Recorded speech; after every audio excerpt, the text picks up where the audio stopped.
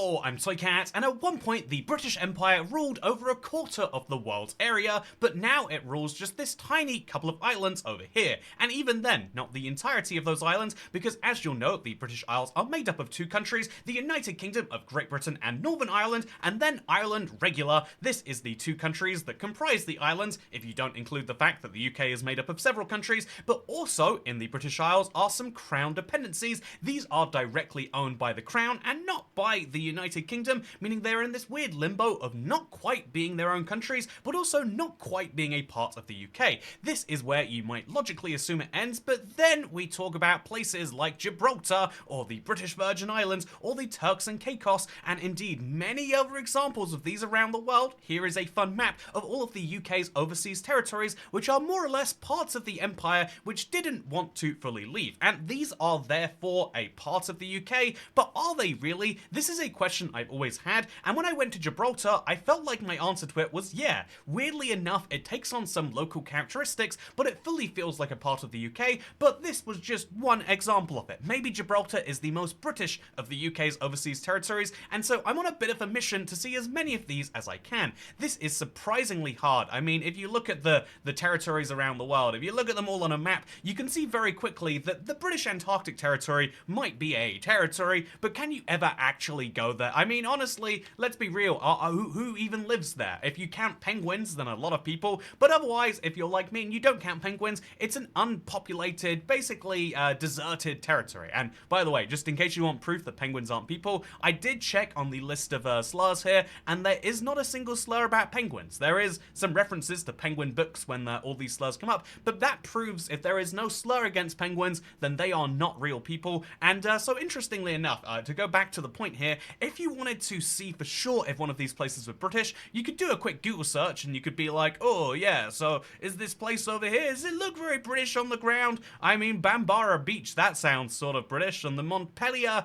Pod, I guess you could say, but I think what would be much more interesting is to go there in person. And so today, I'm going to be trying to answer the question of are the British territories British by going to the most populated of them all. This is the Cayman Islands, and it's a place which has a permanent population of getting close to 80,000 people. It comprises of over a quarter of the UK's overseas territory population just by itself. Is this place really a part of the UK, or is that a weird tax dodge? Let's go find out.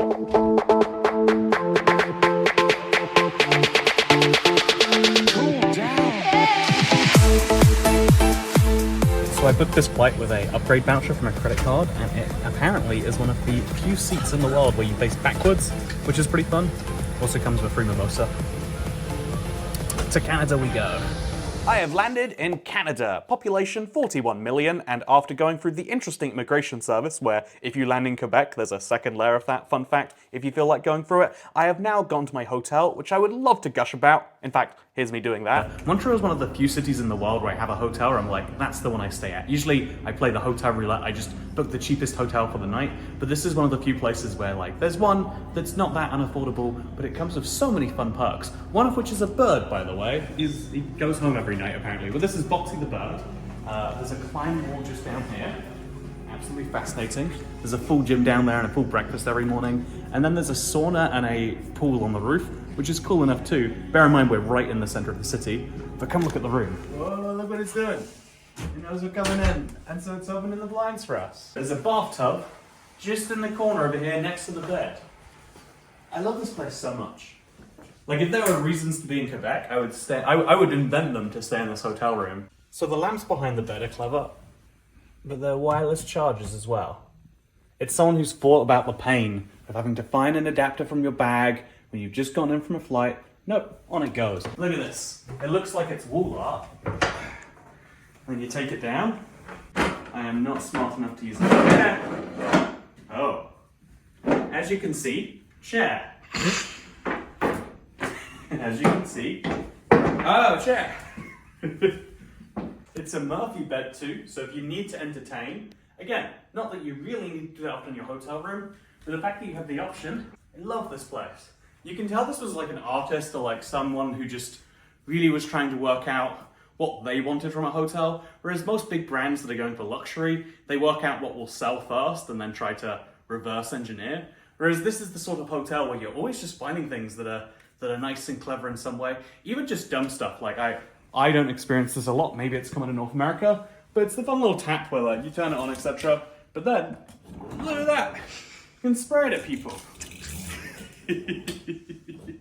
The camera person love that. Anyway though, Canada is a full independent country. It used to be a part of the United Kingdom and at various states of independence slowly moved away and became more like a full country, culminating in 1982 when it gained full autonomy with no Westminster control over its laws. Now technically it is a member of the Commonwealth and technically speaking King Charles is their king, and so you could argue that really it's still under the same control, but in reality if King Charles was to try and veto or pass laws here, not only would he be very quickly removed, but also he acts here under his Governor General, which is appointed by the Canadian government, and the King of Canada is not the King of the UK, it just happens to be filled by the same man, and so, or formerly the same woman, even if she really loved Canada, and so this is a close country to the UK, it's one of the closest you can find in the world despite the distance, but it's not a part of the UK, it's a former part of the UK, which is also how you could describe that country down there to the south, which I'll be going to after a quick climb and a train ride over to Toronto, so zoom! Cool down!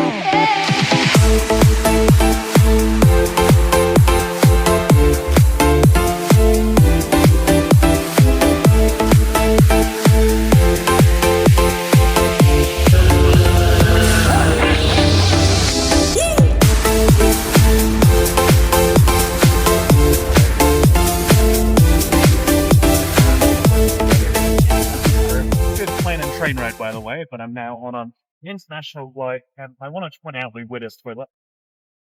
It's just the back of the plane. It's a little hole.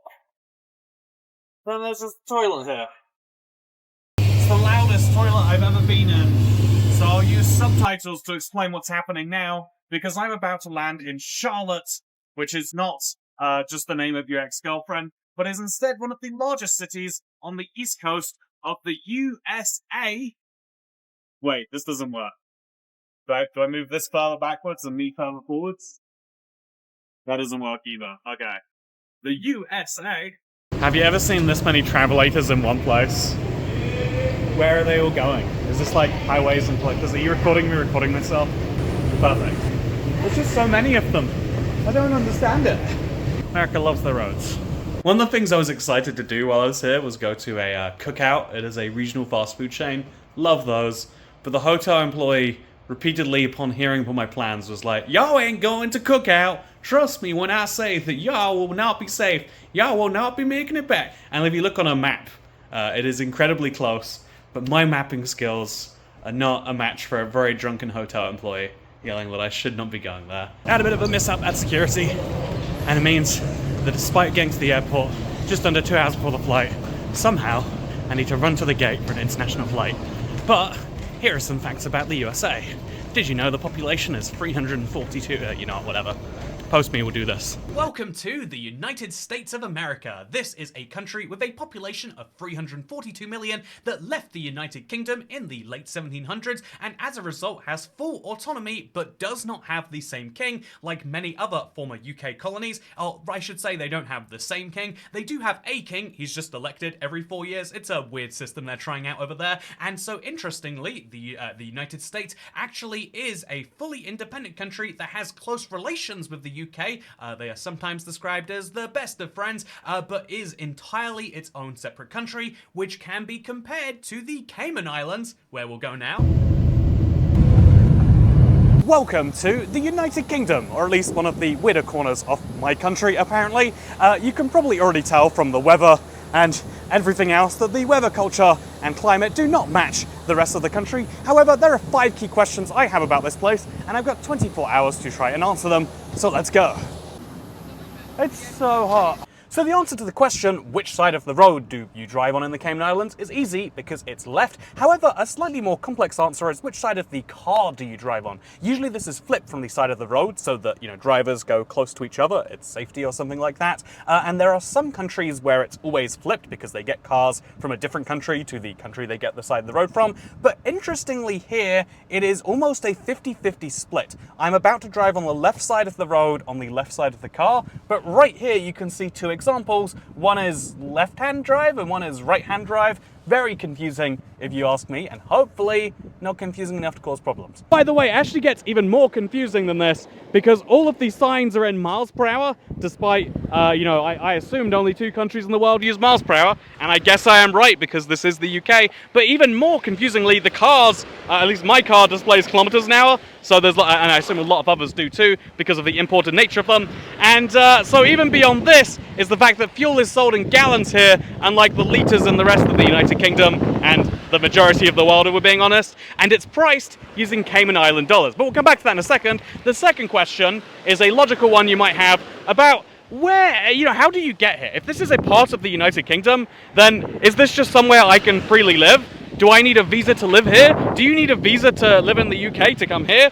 And the answer is that as a British overseas territory, it sets its own immigration policy. It is, fundamentally at some point ruled by the Greater Westminster system of the UK. But with regards to immigration, they set their own standards, which interestingly mean, even though they claim to be part of the UK, and even though they use British passports, they're British, overseas territory passports, but they use British passports here, a regular British passport will not allow you access in and of itself. You get access to a fast lane alongside United States and Canadian citizens. Funny how that is, right? But you do, as a British citizen, I can spend up to 30 days here, but any more than that, and I'd better get my work visa in order. I'm very sandy right now. This isn't my natural habitat. This isn't how I'll be enjoying the rest of the trip. But you can't come to somewhere that's famous for beaches and not explore the beaches. Speaking of beaches, the immigration people were actually very nice. So the next question is interesting because as far as laws go, they are entirely different. In fact, this is one of those weird things that helps you realize the status of this place. Because while I've been asking questions about people here and the nationality they feel, the place, I've been asking like, what country do you think you're in? And almost all of them have said Cayman. And one of the responses was even like, yeah, we make our own laws and stuff.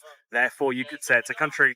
I mean, it's strictly not true. Looking at the flag, it's not. But also, that's not the feeling, is it? And if you look at the actual law situation, it might have the exact same situation that the UK does, where the king said, can veto laws here. Although here it's via a governor general. This is also true for Canada, which is very very distinctly not a part of the UK. I'm pretty sure. And so, as far as the laws go, they are entirely unique and independent, and there's some weird examples of where it goes different. Anyway, I'm going to go underwater now. These laws do cover all sorts of things, including, interestingly, marine life, but another interesting thing. The currency. So what currency do they use here on the Cayman Islands? And the answer might interest you because it's not as simple as saying, yeah, the Cayman Island dollar. They do have their own currency here, and most local salaries are paid in twit, and all prices are listed in it. But it's more complicated than just that. I mean, it's already kind of interesting that there's a part of the UK that has its own currency that's not a pound like the Isle of Man pound or the Gibraltar pound, etc. But even more interesting is the fact that this Cayman Island dollar might be used quite a bit locally, but it is not, just to repeat that, it is not used for basically anyone coming from outside the island. Everything is listed in Cayman Island dollars, but then when you go to pay in US dollars, there's an official conversion rate they use that's 1.25 times higher, and then you pay in United States dollars. This is hugely interesting to me, and I tried to record them actually saying this. It was the one time, though, that someone actually said, oh, no, yeah, actually, you can pay in your Cayman Island dollars, but your card literally won't let you because it is such a small currency, and so, yeah, they have their own currency, but also they sort of don't use it and use the US dollar just as much. It's interchangeable in lots of cases because of that official exchange rate being very easy to use. And so, fun fact, they use the same currency. And so, while speaking to lots of people, again, I've been here just 24 hours, but I'm trying to work out the answers to some of the questions that kind of define how do the people here feel part of things. By the way, do you like where this is? It's crazy to me. I shouldn't be impressed that the UK has an island on the other side of the world. That feels like one of the least shocking things about it. But what's interesting is that the people here don't, unlike some British colonies, say Gibraltar, where it was kind of like, oh yeah, this is that weird British bit of Spain. this is not a British part of the Caribbean in anything beside the laws, and, you know, besides perhaps the defense and international relations side of things. The people here, from an outsider perspective, immediately started to feel, you know, like either Jamaican or American. There's lots of other nationalities here, but most people fit into these two categories, maybe Filipino too. But then as you, you know, like as you listen to people, they sound this way. But as you actually speak to people, and I tried my best to do this, there are a lot of people who are here as migrants, but also it functions as a giant melting pot. People say, when you ask them here, where are they from? They're on the Cayman Islands. And that is a really interesting thing, because it leads me to the conclusion that this might be a full-fledged part of the UK in terms of legal sense, but really it's a part of the British Empire that did not want to leave, and which we had to say, okay then, I guess. And realistically, if the Cayman Islands had gone independent 50 years ago, there would be nothing different about this place. I think it is a part of the UK in the loosest, most lax terms. It has its own flag emoji, it has its own people with its own national identity, and I think that is hugely interesting. And yeah, coming here is a really great way to answer that one. And also a really great way to be absolutely fascinated, because beyond just its relation to the UK, this place is fascinating for its climate. It has been consistently 30 plus degrees, and because it's so humid, it says it feels like 40 degrees, if you trust that side of things. And as well as that, there are chickens everywhere, and as well as both of those things, it has this Caribbean culture tied into it. I mean, you know, this hot and tropical, everything feels a bit Caribbeanish, but it is one of the wealthiest countries of that variety. And so, I know, you go into the local, there's only 3 supermarkets on the island, and one of them feels like a Whole Foods. Even more interesting, by the way, would have to be the airport, although I'll show you that, because I've got a flight to catch in a couple of hours. Okay, I lied to you. I'm absolutely dead, and I'm very, very pink. I look like a tomato, but I am here to just finish up my point from the corner of an airport. Where, by the way, I just want to point out, there's a weird spooky room back there that you can't see on video. But yeah, I want to come to you from the corner of an airport where there are some very interesting signs, the flag and emblem, but also the national airline of the Cayman Islands. That is what they describe themselves as. That's me. I think it's interesting that all the plane crew for my flight just walked aboard with Subway in their hands. That's a vouch if I've ever heard it. Anyway, so my endpoint here is not all of the interesting things I've heard in the airport, but instead that the number of references there are to this being a nation are a reminder that really there are lots of nations in the world, and some of those nations just happen to be inside of other ones, which really makes me then take a closer look at the UK and say, I always say the idea that we call them countries is ridiculous. If you don't know, the UK is made up of 3 countries and a province, or 4 countries if you're taught that in school. And I always look at that and say, it's kind of ridiculous to call them countries when we use country very clearly to mean something that is sovereign with a UN seat, etc., etc. But actually, the more places I go to like this, where people clearly have a national identity that is separate to the nation that they are in, the more I realize that there are many types of nations, and some just exist fully inside of other ones, fully controlled by them, and fully legally a part of them. But as a result of the questions about visas, currencies, feelings, laws, and literally anything else you can think of besides the side of the road they drive on, and even that is a little bit flawed because they drive on the other side of the car as they drive on that side of the road. I think that you can conclude from all of this that the Cayman Islands is either, there are 2 ways to see it, either this is its full-own country that happens to just be slightly independent and not fully independent, or you go the other way and you could say, actually, we say the UK is made up of 4 countries, but really the UK is made up of more like 18. And that's what I'm going to say. So, thank you for watching. Second channel, don't care. Goodbye.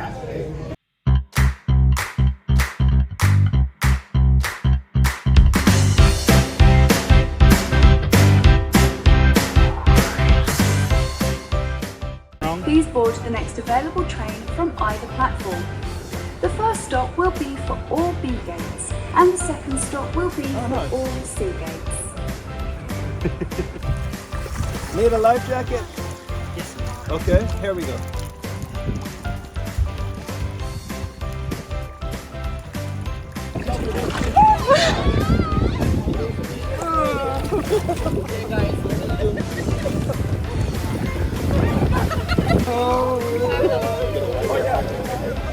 I should be comfortable with this by now.